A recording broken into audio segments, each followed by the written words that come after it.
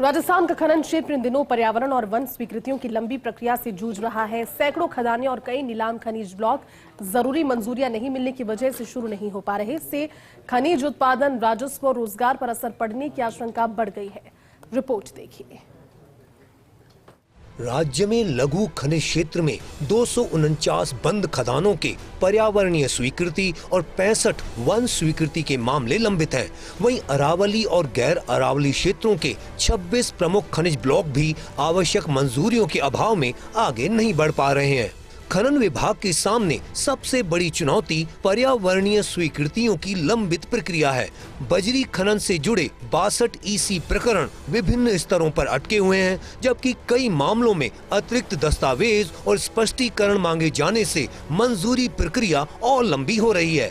नई पर्यावरणीय शर्तों, ग्रीन बेल्ट विकास और CER से जुड़े प्रावधानों ने स्वीकृति प्रक्रिया को और जटिल बना दिया है। हाल ही में CER को लेकर नई गाइडलाइन जारी होने के बाद खनन क्षेत्र का कहना है कि अतिरिक्त अनुपालनों से मंजूरी प्रक्रिया और लंबी हो रही है।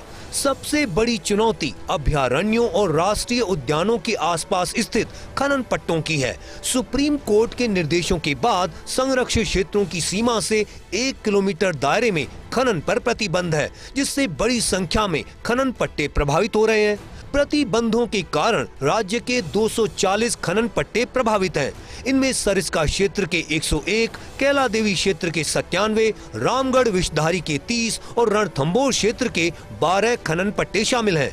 गोडावण संरक्षण क्षेत्र भी खनन के लिए बड़ी चुनौती बना हुआ है। करीब 14,013 वर्ग किलोमीटर के प्राथमिक संरक्षण क्षेत्र में कई प्रमुख खनिज ब्लॉक और खनन पट्टे स्थित हैं।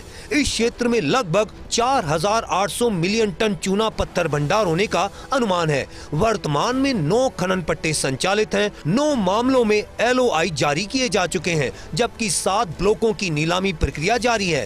हालांकि पर्यावरणीय और वन्यजीव संरक्षण संबंधी प्रतिबंधों के कारण इनके विकास की गति प्रभावित हो रही है।